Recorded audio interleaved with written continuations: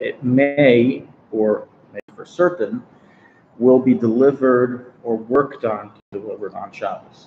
That is this is the second to last chapter, really dealing with the subject of Amir L'Nachri, which we started in 243, which is having a Gentile do things on your behalf. And this chapter is focused completely on the concept of letters, sending letters. So let's be clear, it's not just discussing a letter, but also packages or anything of the sort. And pretty much this is relevant to everybody today, as even if people, I don't know when the last time I sent a letter through the mailbox. It's been, I don't even remember how long. It's been forever. Right? Does anyone do that still? What do you do? I do. What do you do instead of a letter? You guys are from a different generation. What do you do? Depends Send emails. No one sends letters today. I mean, I haven't sent letters in I think 20 years.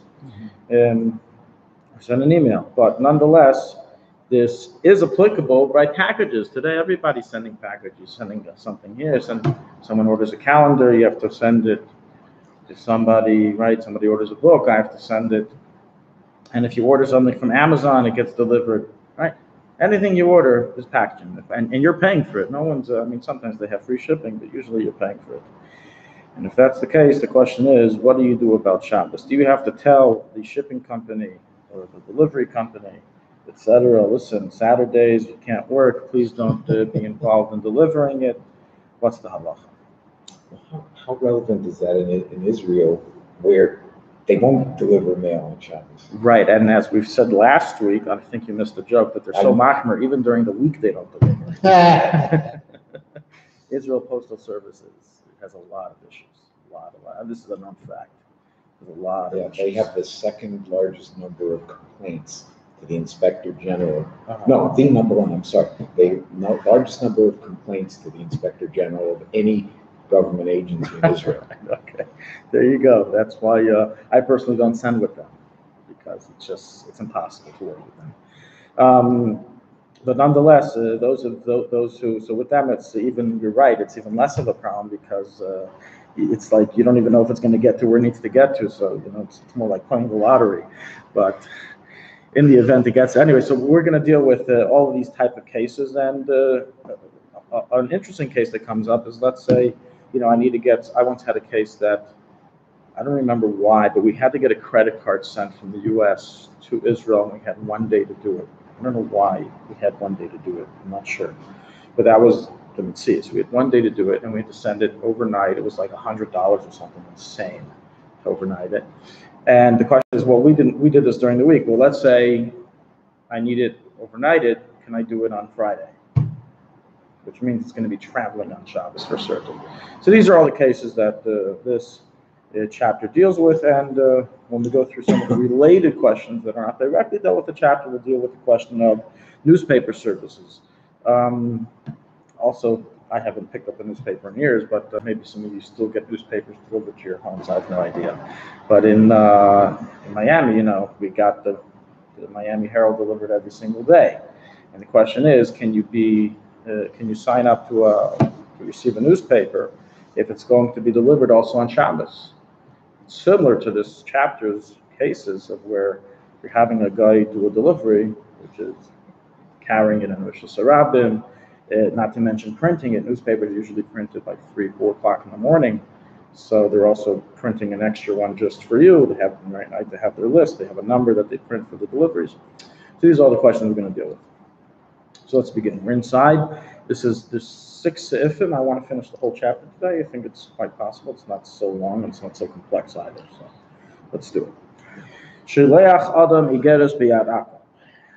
Va'afilu be'erev Shabbos. So it starts off positive. The halacha: a person is allowed to send a letter in the hand of a guy. And again, when I say letter, I don't mean specifically an envelope with a letter. Any package, any delivery, through a Gentile, even on Erev Shabbos, im chashecha, even if it's close to nighttime.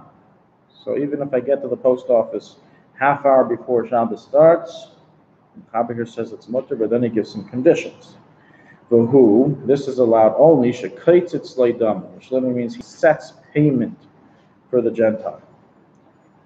And that's number one. Number two, condition number two is that he doesn't tell him to go on Shabbos. So basically, the general idea is the same idea that we've been reviewing in all the previous chapters, and that is that he cannot be your actual messenger to deliver it on Shabbos, as that's the Isser of Amir Lanachri.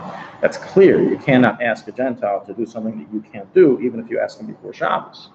So certainly, the Mechaber here explicitly writes is, it's forbidden to tell the Gentile, listen, please deliver this on Saturday. This is time sensitive. Deliver it, make sure it's delivered by tomorrow. And by the way, you can't work for me on Saturdays, but I'm just letting you know you have to deliver it by tomorrow. So that's silly. And obviously that would be completely usher because you're giving him no choice. He has to deliver it on Saturday, and he is your direct shliach. So that there's never a heter for. It doesn't matter for all the other conditions we're going to discuss. The only time that other conditions come into play to allow the delivery is in a case where you did not make it contingent upon the Gentile to deliver it on Shabbos. And in such a case, even in such a case that you did not tell him to deliver it on Shabbos, but he may deliver it on Shabbos, there's still certain conditions that have to be fulfilled. One of them is shekatzat leidamim. Katzat leidamim literally means that you have agreed to pay him a sum of money for his work. Back in the day, it's I don't know why, but today, obviously, every country has stamps that they publish for the sake of purchasing, the ability to send mail and different products through the mail system.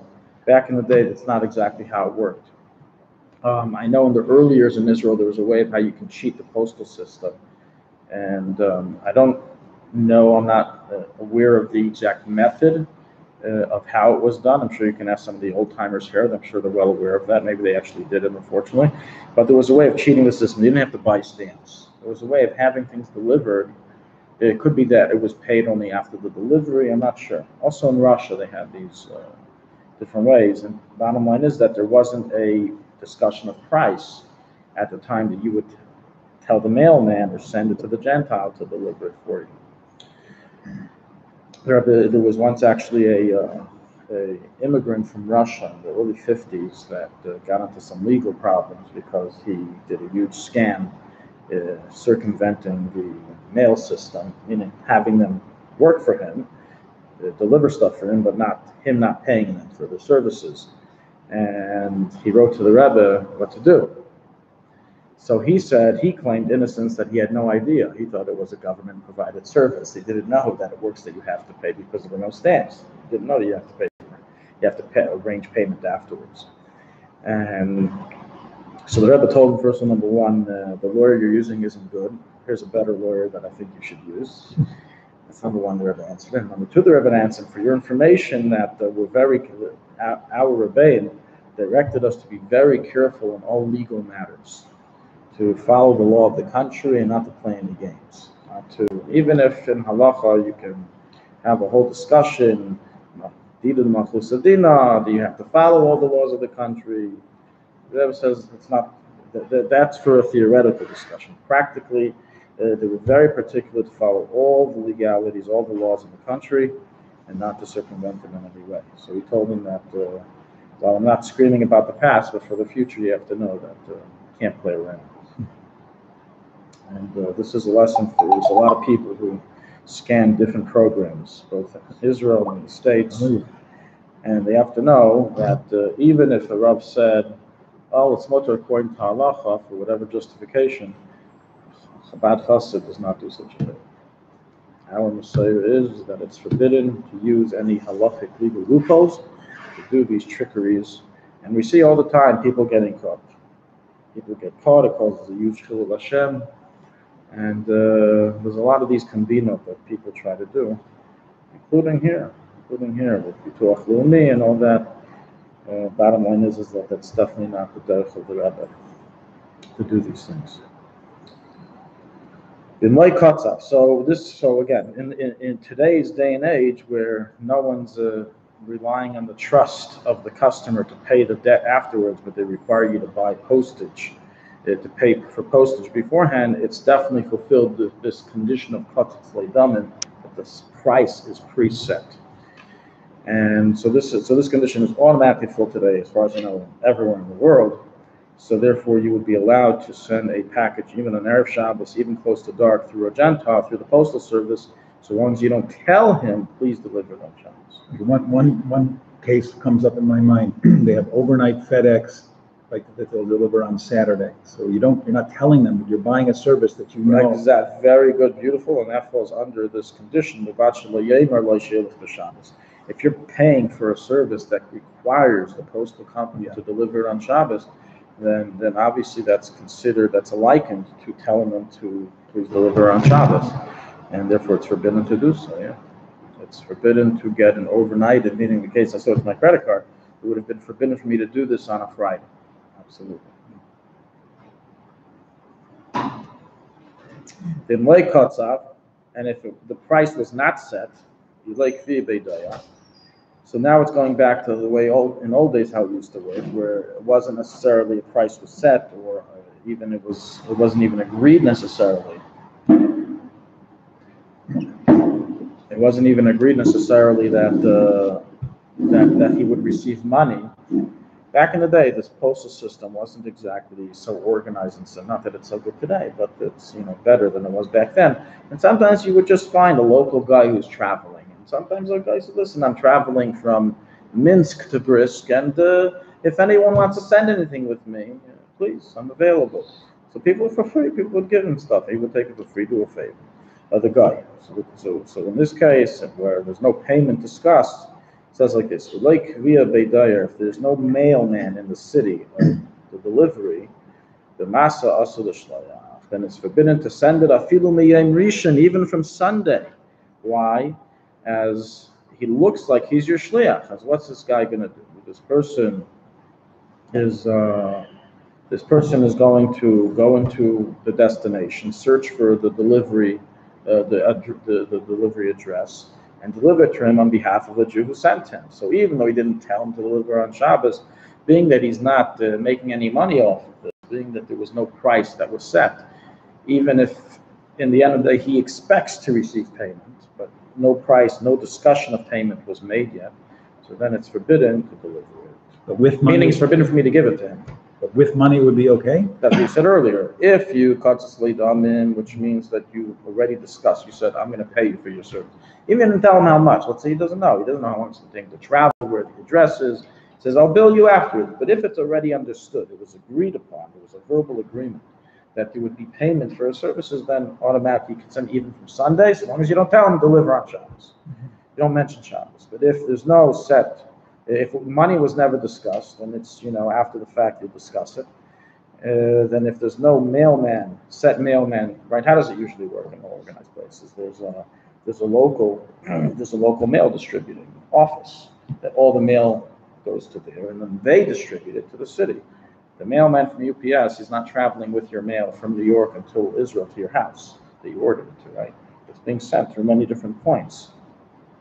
So if there's a set place, so he's going to deliver it to the city, and the city mail office is going to then deliver it further. So then it's not a problem, because he's not bringing the package or the letter to the home of the address that you asked for it to be brought to.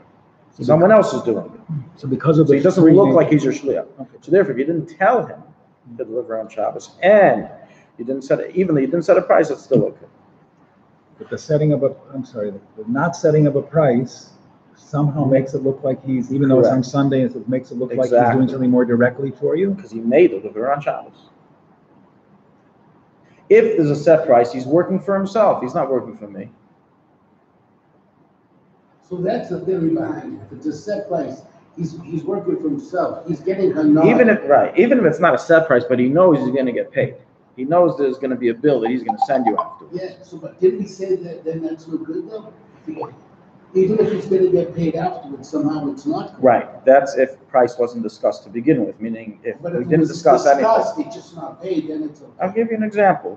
This happens all the time. I get shilos like this quite often, which is unfortunate. I tell people, guys, let's not be foolish and stupid. Let's arrange everything beforehand. Put it all on paper. What happens? Someone does a certain service for somebody else, and there's a miscommunication. He expects to be paid for this, but he's too shy to discuss pricing. And the other person thought, you're just doing me a favor. And then they get into a fight and they come to the Rabbi. He says, you owe me money because I did a service for you. He says, what are you talking about? We never discussed money. I thought you were doing me a favor. It's never happened to you guys. That's what before, and you can't be shy. Business is business. And you got business, even if it's a family member. Often it happens with family members where, they think your family, I felt bad mentioning anything, but at the end of the day, I expect to get paid. So if you expect to get paid, then already you make that arrangement beforehand. But if it doesn't, then we have a discussion. That's in any event. In other words, he may not be really working for himself if payment wasn't discussed. You said before, if the payment wasn't set in place, then perhaps he looks like your shliach. Correct. So it's like giving a more sign, and it's looking like your shliach. But how do the people who are feeling that know that whether it was payment or not? Yeah, that's what I was. So you're new in this class, and we have a rule: no tough questions. That's a tough question. Yeah, that was what I was thinking. It's a great question. I don't know the answer. I have to look into it, but I mean, it's a tough question because your question not only touches on this chapter, it touches on many things we learned in previous chapters where it's not really so understood the Maris Ayin aspect. But you know what? I'll tell you something. Sometimes Maris Ayin is not just with the people; it's with you yourself. That you yourself will come to think, well, I didn't pay him. He's not working for himself, and I'm not expecting to pay him. And therefore, I may think, okay, so it's mutter to do things with a guy on Shabbos. I have to understand that, as we discussed in the beginning when we started this whole subject, that people are very lax with Amir Lamachri. They're very lax. They think it's lax with asking guys to do things on Shabbos. People create hetayrim. So the Chachamim were very paranoid, excuse my expression, of what people are going to use as a precedent to then extend that to other cases. And therefore, not only did they forbid a meal enough, but they forbade things that may be similar to a meal enough, that may appear like a meal enough. Right? And this is one example that they decide if payment wasn't discussed, and it looks like that he's just working, he's doing you a favor, he's working as your shliach, and if that's the case, then they put a restriction. But again, today this is not practical because find me a postal service that works for free. Find me a postal service that says, yeah, we trust you, we know you for 30 years, pay us, put the stamp on afterwards. If there's no stamp, no postage, they send it right back to you. You're talking about a case we have a Goyish friend or associate or somebody knows who's asking. You can't do that. So if you have a Goyish friend travel, so you have someone staying by your Zimmer, and we're flying back to America, you have something you need to deliver with them. So then it's a little bit of a problem. If they're going to be over a Shabbos. Yeah. No, you have to tell them explicitly that please don't deliver it on Shabbos, don't, on Saturdays. But if you don't tell them that is a problem. Okay, so that works. But that does work. He was doing it a favor. Or give him a dollar with the letter. That's true. You could do that.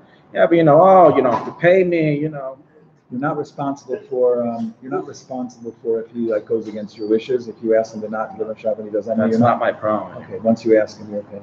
If he wants you directions on Shabbos, are you allowed to give him directions? Everybody likes pictures. You're asking kids. Because they stop you, the Arabs, they stop you for directions on Shabbos. What you do? Right. So if it's a Jew, then what some place can say is that direct him to a dead end where you can't go anywhere afterwards. Then you can't direct him at all. Just say you don't know. If it's a Jew, you tell him you don't know. If it's a guy, then the halacha is there's no problem in telling a guy, hey buddy, go buy some ham and cook it and eat it. He's a guy. He's not chayv. So he's not doing it for me. I don't benefit from the fact that he's traveling somewhere. Right? Okay, let's finish the sif. The ikvia beidayer b'masa meshalchan afilu be'er Shabbos ush hey shos b'yayim kedei sheyuchol lagia lebeis hasamach l'chayma. If there is a postal service, a postal office in the city that this guy who is not paid, who payment wasn't discussed with him, is delivering the package to, then it's permitted to deliver even on Erev Shabbos, but on condition that he can reach the city before Shabbos begins. Okay, then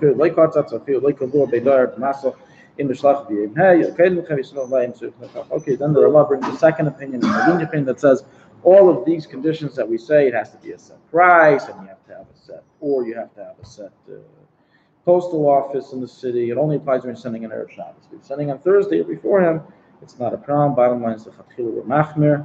As I already said practically today, in the regular postal services, we have all the conditions fulfilled. There's a set post office in the city. There's the payment is being made, so we have all the heter possible. The only case that remains usher is, of course, the case we said earlier, is when you're forcing them to work for you on Shabbos, like an overnighted delivery. Vim hisne, and by the way, not just overnight. Let's say it's a 2-day delivery, and the second day Shabbos. Once again, you enter. So right, it's the same idea. Whenever he's being forced to work on Shabbos, even if you pay him, it makes no difference. He's mamish your shliach. You're telling him work on Shabbos. It missed the sif base. In this name, I shit my schare. Alpha pishalei pirish kami yitamai. Dina kakaitzitz the samche daita. So now the mechaber defines what does it mean set price. Before he said, if you set a price, it's okay. You can send it with him, even on Erev Shabbos close to dark. But what does it mean that you set a price? Here he says, so long as you discuss that you will pay him, even though you didn't explicitly say how much you will pay him, it's considered that you set a price. The as the guy is then working for himself, he's not working for you. He's working to make his own money. But with the day katarach, however, if each one assumes in their mind that there will be payment, but they never discussed it, then it's considered that payment was not set, and it's usher to send it with him, unless, as we said before, there is a postal service and he can reach it before Shabbos, etc. There's some chadatim sokotorah. Sif Gimel, im schar liyamim, davar katzav b'chol yom balichase b'chazerase. Adoshin makbinu matayelich inu b'erev Shabbos usher, the kishayetze b'Shabbos nir kilu hisna imekach. If he hired him for a number of days, meaning you're going to do deliveries for me for the next 4 days, and every day I'm going to pay you $100 for the deliveries, back and forth, round trip. So in such a case, number one, in such a case, you're not allowed to have him, of course, work for you on Shabbos. So if you own a delivery service, let's talk about now you, the owner of a delivery service, and you have some things that have to be delivered on Shabbos, it's a problem. You cannot own a delivery service. So a Jew, a religious Jew, can never be an owner of a delivery service if they will be doing deliveries on Shabbos, because they are directly working for you. They're asking you to delivery on Saturdays. And this will translate to, you make some big bucks and you think that UPS is going to, skyrocket, and you want to buy 30-40% of their stock, got a big problem. You're now a partial owner with 30% of stock. You have a big voice in on the board. UPS can't deliver on Saturdays anymore, which would basically mean stocks are going to plummet, business is going to go down, and no worth doing the business.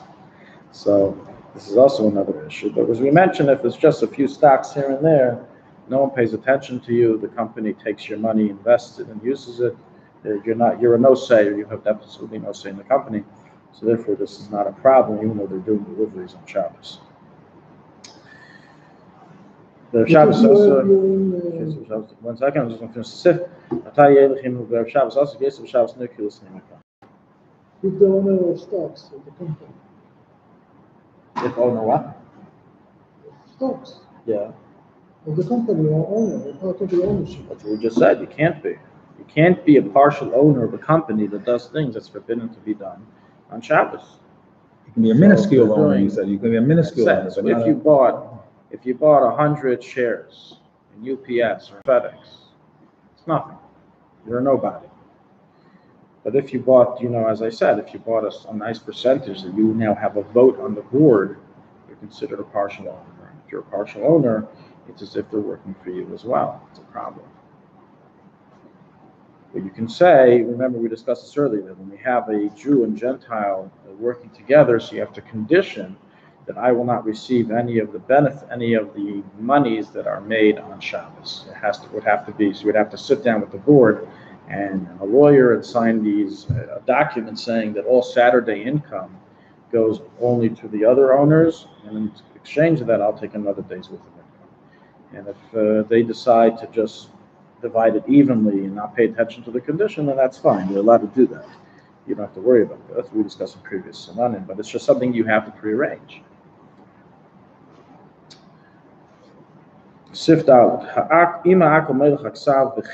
if the Gentile is doing it as a favor for free, meaning there's no expected payment, no payment was discussed, and there's no expected payment. It was clearly discussed that this is a favor. Afilu nasle berev Shabbos mutter sharakum ne'elav voices ve'en elul hachzik tevli self ne'mash kilu menu v'havali kilu katzarans. In such a case, Chabad rules that there's no such thing as a guy doing you a real favor. There's some incentive that he's doing this for. There's going to be something expecting something back, or he's paying you back for something you did for him. There's a reason that this is taking place. That's why it's also mutter to give a present. In general, it says the Chanim is an isser of giving a present to a Gentile. For example, if I'm walking down, if I bought, I bought an extra sandwich and I'm not hungry, so I see this wealthy banker on the street, it's a Gentile man, and I give him a sandwich. It's not stucco, he has plenty of money. It's forbidden, because I don't know who this guy is. He doesn't know who I am. It's a matnas chinam to a guy. You can't give a matnas chinam to a guy.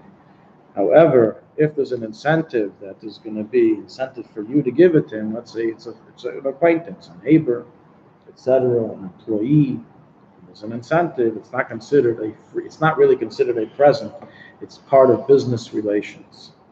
And therefore it's mutter. So here he says that when it's discussed, it's being done for free, that really means is that he's doing it to repay you a favor, and therefore it's as if payment was discussed.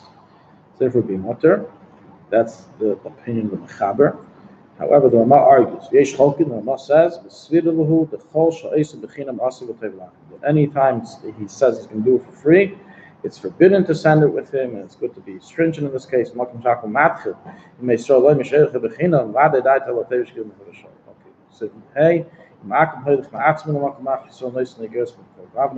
the Gentile is anyways traveling to wherever he's going, he's anyways going to New York, and you want to give him a package to bring to New York, he's anyways traveling to New York.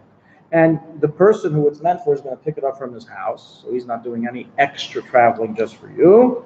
It's mutter to send it to him in all cases. Obviously, you can't tell him to take it on Shabbos, but he's going anyways on Shabbos, so you can send it with him because he's anyways traveling. That's not a problem.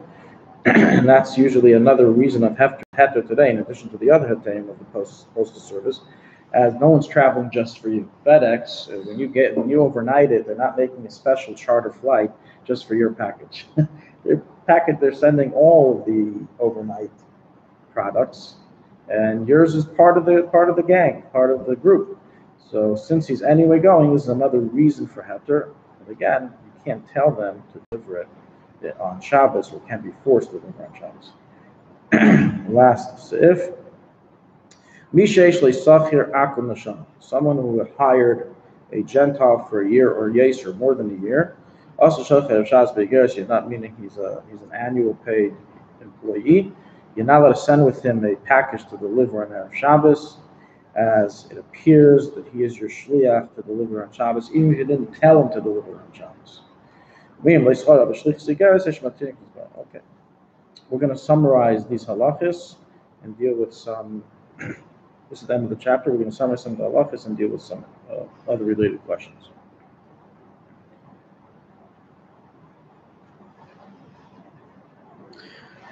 So in the case of sending on Erev Shabbos, may a person send, again, with the postal service, it's always permitted today, so long as you don't tell them to send on Shabbos, because we have all the conditions fulfilled.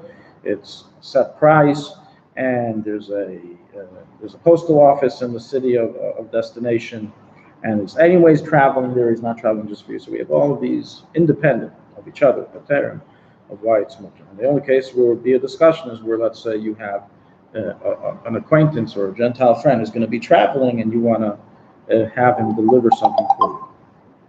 So in that case, we said the following. We said that you can't tell him to deliver on Shabbos, A. B, there has to be discussion of price. He can't work for you for free. There has to be discussion of price. And C, or C, if there's a postal service he's going to be delivering it to, then it's not a problem. But if not, then you would have to go back to the first condition, which is discuss price. So practically, in your case, you would have to tell those Gentiles, listen, I'm paying you some money to do this. Okay, here, take this money. And unless he's just going to bring it to his house. If he's going to bring it to his house and he's going to pick it from his house, and we said before, he's anyways traveling, there's not a problem. Bring it to his own house?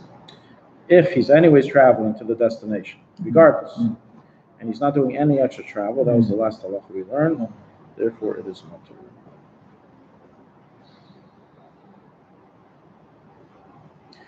Again, these heterim applies even if you know for certain that the postal service will deliver it on Shabbos, but they're not forced to. For example, if you know that if I put the package or the envelope in the box or send it in the post office on Wednesday, that they will be delivering it on Saturday because that's how they work, still mutter. Because I'm not telling them to do it on Saturday, and they don't have any liability to make sure it's delivered by Saturday. That's just what they decide to do. That's the way the system works. They have to deliver it eventually, so they try to deliver within 3 days. But as long as it's not a guarantee that they will deliver it on Shabbos, then it's not a problem because it's a set price. They're not working for you, but for themselves.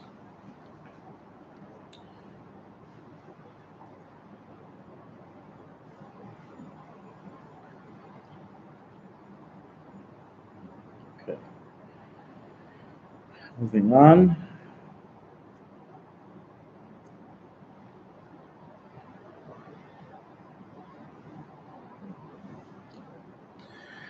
Question that was discussed in Placekim over the generations is regarding for a sick person. What do you do if there's an ill person involved? So the halach is that obviously if there's an ill person with a dangerous illness, possibly, potentially lethal illness, then you could be machal Shabbos and do whatever you need to do. The question here is splits into 2 parts. Number one, someone who's not lethally ill, but just ill, and you would like to find that information. And do you have to wait till after Shabbos, or can you send a guy to send a letter to a doctor or do delivery work for you on Shabbos to get information? That's the first question that was asked. And the second question was asked even by a lethally ill person. This was asked. A controversy on this subject came out in I believe the early 1900s or late 1800s, where there was a very ill person in a town not too far from Belz. And I believe it was the town where Chachma Shleima de Marshak, Shleima Kluger, was the Rabbi, and it was a very ill person, deathly ill, and he was a Belzer Chusik. And it was Shabbos, and things were getting pretty bad, and he wanted to have a guy deliver a piece of paper that contained his name and the name of his mother to the Belzer Rebbe and receive a bracha. That was the point. And a local Chassidish posek said it's mutter, because it's deathly ill. Shlomo Kluger came out against this with fire and fury. It's completely forbidden. What was the debate over? When are you allowed to be mechalel Shabbos for a sick person? That's if it's a known, definitive, or accepted type of treatment. So for example, if I know that this case of illness requires 2 figs that are fresh cut off a tree to help heal him, then I'm allowed to pull off 2 figs. But if I have no clue what can help heal him, I can't just go to an orchard and start pulling off fruits. Maybe this will work, maybe this will work. It doesn't work that way. Now, where does this especially come up? With alternative medicine. As we know, outside modern medicine, there exist thousands, maybe tens of thousands, of different shittas of alternative medicines that have never been clinically tested or have never been met to the level that's required for clinical testing to make it into as a reliable type of medication. Homeopathy, and things like that. So this is a question discussed in the Paiskim. Can a person be mechalel Shabbos for the sake of these matters, which are not proven medicines? And the bottom line is like this. The bottom line halacha is that, again, Rav Shlomo Kluger held it, so this was the debate of asking a Rebbe. He says you can't be Mechal of Shabbos to get a bracha from a tzaddik. That's not a proven medicine. That's not a medicine in the medicinal world. That's not called a medicine. And therefore, you cannot be Mechal Shabbos. So, in other words, even though someone has a sakana, that doesn't give a license to do whatever you feel like doing because you feel it may help. It has to be something documented that is medicinal. So he came out against it. The other Rabbanim said two reasons for the heter. Number one, they said the Belzerov's bracha will work. So what are you getting? What's the problem? Number two, that they said even if you don't have emunas chacham, you don't believe it necessarily will work, or you say even if it will work, it's not you have proof, and therefore you can't rely on it. Nonetheless, we all know that the state of mind of an ill person has a tremendous effect on the illness. For example, somebody who's ill and he believes he has no cure, he believes he has no hope, and he's down in the dumps and depressed and sad, that itself allows the illness to grow and further, and it becomes destructive, even more destructive to the body.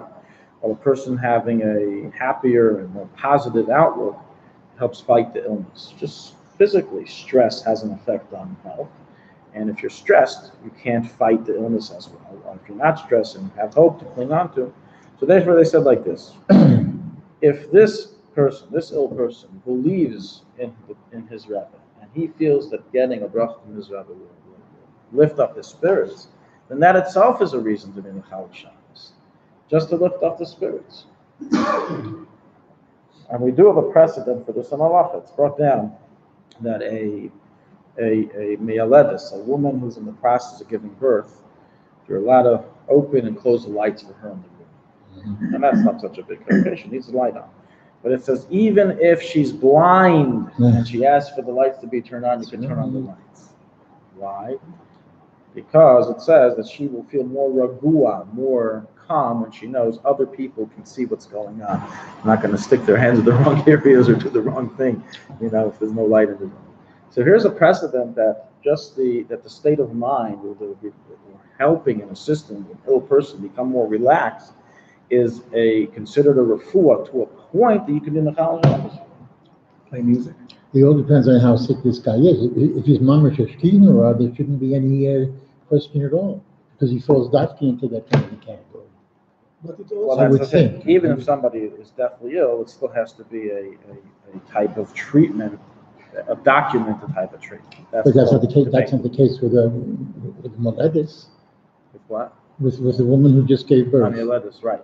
Right. Well, there. So it should be the same situation. 100%. So that's what these Rabbanim were claiming. Yeah. They were saying that even he said, forget about. Let's not take this discussion of does the Belzerebbe's bracha work or not. Let's swerve it from there to calming down the ill person. Yeah. So let's focus on that aspect. And this will come down. That's the source of the heter. And there have been many people who've done this. But the question would be then why have a guy send a letter, a fax to 770 or to other places asking for a bracha. I don't know if this was done in 770. I can ask for the 777. Huh? Somebody was sick. Somebody was sick on Shabbos. What was the protocol?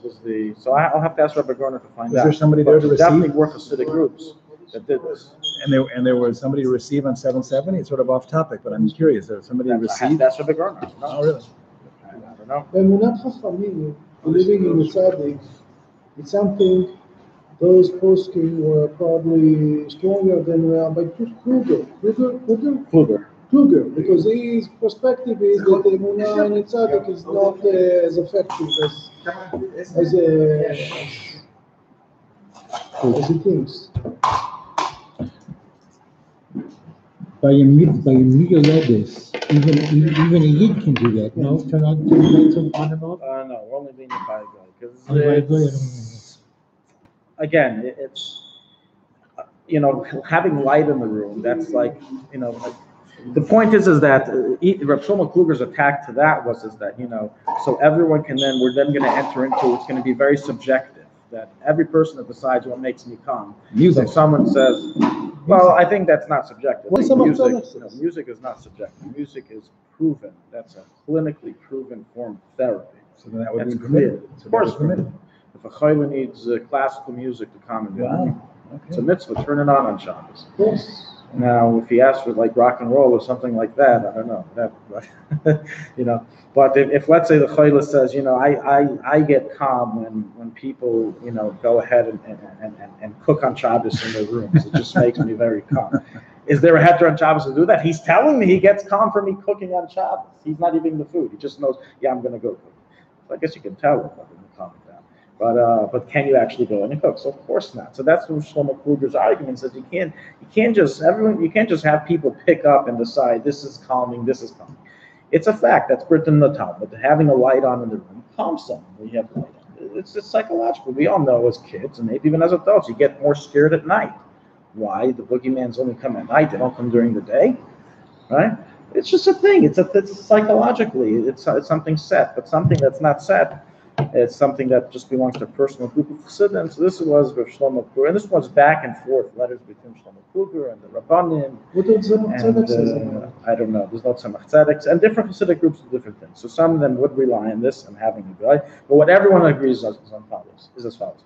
Only by a person who's non-lethally sick are we lenient to have a guy send it on Shabbos itself. As this is a point we didn't discuss in the chapter itself. The whole chapter was discussing sending a guy before Shabbos. And how do you avoid a mir l'nachri on Shabbos if he does the delivery on Shabbos? But to send on Shabbos, it didn't have to discuss because that's obviously usher. Right? It's obviously usher to send a guy to deliver something to you on Shabbos. We read that already in the previous chapter that you can't give something to a Gentile to even for him to keep, right? You're saying you can't even lend something to a Gentile on Shabbos itself. And even here with an Erev, it has to be done before Shabbos. But in the sick situation, the death leal you can on Shabbos. So the death leal situation, obviously, if it's a proven medicine. Yeah. But if it's not, and if it's just something that this chayla personally believes in, your personal belief doesn't necessarily mean that we can be Chal Shabbos for that. And this then is upon, of course, as we said before, alternative medicine, that the approach usually is like this, that any alternative medicine that has not reached the halachically required proof level that it is actually useful and helpful, you cannot be Mechal Shabbos for. So for example, if you go to a homeopath, a person who's lethally sick, and he goes to someone who practices homeopathy, and that person says, well, I think for this illness I can create from ginger root, and I have in my garden, I'll pick all these things for you and make them, I think it'll help. You can't do it. Is this a proven medicine? But suppose it is approved and Maccabi pays for it, for example. That's one of the criteria. When I mean proven, I don't necessarily mean governmental, although that is true. As the Aruch Shulchan writes, there's two things here. There's number one, using the halal alternative medicine even during the week. That's one subject. And the subject of being Mechal Shabbos for alternative medicine. So then the subject of using alternative medicine, the halal during the week. So the halach is like this. The halach is that any medicine that has been proven to work, works. You're allowed to use. Any medicine has been proven to work, even if it's not necessarily under the official governmental, approved list. However, the Aruch Shulchan writes that today that the governments have taken charge of everything that's to do with medicine. So he writes that it's forbidden to go to a doctor that doesn't have a license. It's forbidden to go to a doctor who doesn't have a license. He has to be licensed, and doctors who don't have a license to practice medicine fall under the words of the Shulchan Aruch in Yoreh De'ah, Sheifich Dam, murderers. They're considered murderers. He says back in the day when there weren't licenses, so anyone who was known as a mumche in medicine was considered a doctor. He had a reputation. People went to him and got cured, and he knows medicine. But today that we have licensing, so therefore it can only go through the government. But let's say a person goes to the regular doctors, but he also wants to try he wants to cover all of his bases. He wants to try everything that can possibly work. A person who's sick, he's definitely sick. He wants to try everything that's possible, right? Not just, he doesn't want to be limited to one specific type of treatment. He wants to get better. So obviously, there's no issue for him to add alternative medicine to his treatment, but doesn't contradict whatever treatment he's already having. The question is, can you be mechal Shabbos for that alternative medicine? And there, the answer is it has to meet the basic clinical proof that's necessary for these medicines, which is as follows: it had to have healed 3 people in a row, meaning 3 people used this medication for this illness and they became healed from it. Then it's considered something that works. Even if we don't understand, scientifically we have no clue why the ingredients he placed in that have any effect on this illness. But who cares if we don't understand?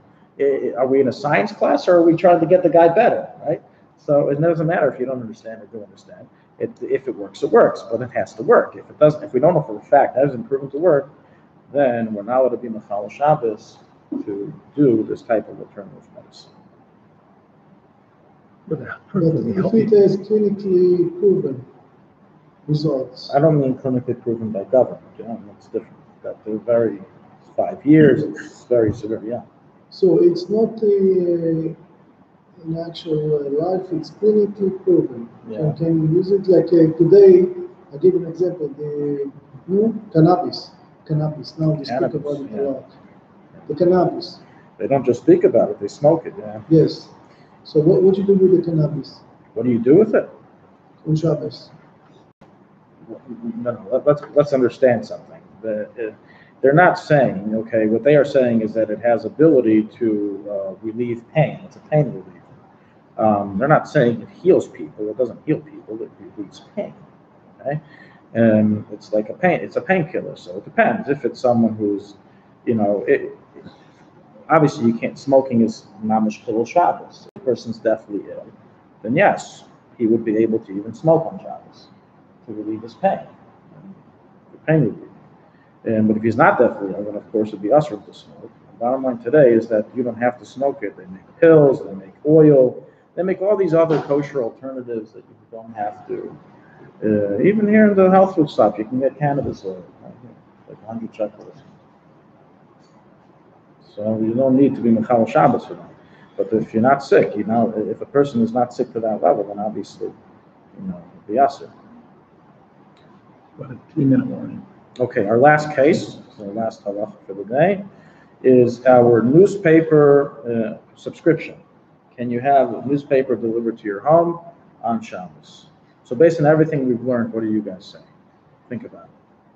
If it could be delivered it's going to be delivered for sure on Shabbos, and it's the only time they can deliver it, and you know that. Well, you didn't tell them to deliver it on Shabbos. Let's be honest with how the business works. If my delivery man of the Miami Herald is going to deliver Saturday's newspaper on Sunday, and Sundays on Monday, and Mondays on Tuesday, Mister, you're delivering old news. These newspapers are already meant to be shmatas. Okay, so it sounds to me like it's time sensitive. It's time sensitive, right? But they deliver it every day. But doesn't matter. Saturday. I thought that's a problem with no lot. Nailad? No lot. It's something new that you receive. No, that's not our issue. Our issue here is Nailad. Nailad is an issue of muktzah. The paper was already around before Shabbos. It's not considered Nailad.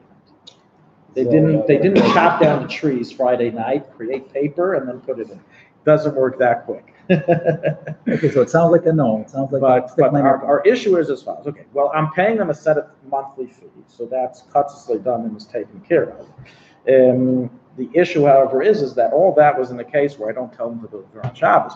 If I'm signing up for a service which they are required to provide me daily newspapers, including Saturday, then it's as if, even though I didn't say the word deliver it on Saturday, that I did tell them to deliver on Saturday, and therefore it's completely forbidden. That's the halacha. And so what do you do in such a case? You don't order your paper for Saturday. So they don't have such a service. They said there's no such thing. We deliver. It's a monthly subscription. There's no such thing as a day. They don't deliver per day. What if they tell you they don't? Okay. If you want every single day, Sunday through the whole week, and just Saturday night. But so it doesn't matter as long as you tell them, as long as you let them know by your subscription. Listen, I want you to make a note in my record. I am asking you, please don't deliver me newspapers on Saturday. Okay? They do it anyway, and it's okay. And they do it anyway. Okay. So then it's not my problem because they're giving me presents. They're giving me Saturday presents. Okay, I'm not asking them for them to deliver it to me, so it would not be a problem. But if You're paying for something. I'm paying for what I told them I want, which is only Sunday through Friday. Okay. The fact that I'm paying them more than a normal customer is, if I agree to pay them more, that's my discretion. That's your gift to them. Yeah, Okay. exactly. So therefore, if they still decide to deliver on Saturday, which they probably will, then it's not a problem. But that's the way it has to be done to be a month. Okay, we gotta quit because I gotta do this whole transition. Okay, All right. Shakayach everybody. Next Shakayach. week, we're gonna be going on a cruise. Simon Reichman